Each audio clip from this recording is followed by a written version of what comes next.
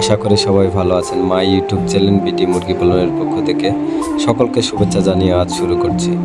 আজ আপনাদের সাথে আলোচনা করব দেশি মুরগি নিয়ে। দেশি মুরগি দুইভাবে পালা যায়। বর্তমানে অনেক খামারি ভাইয়েরা খামারের ভিতরে দেশি মুরগি পালছেন, আবার কেউ কেউ বাইরে খোলা জায়গাতেও পালছেন। তবে দেশি মুরগির দিন দিন চাহিদা অনেক বেড়ে গিয়েছে, এর জন্য দামও অনেক পাচ্ছেন। তাই খামারি ভাইরা অনেকেই দেশি মুরগি পালতে চাচ্ছেন।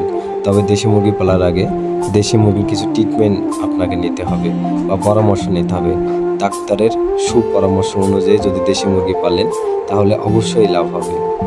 দেশি মুরগি ঠিকমতো যদি ভ্যাকসিন এবং টিকা সব কিছু প্রয়োগ করেন, সময় মতো ওষুধ খাওয়ান, তাহলে অবশ্যই দেশি মুরগিতে লাভ হবে।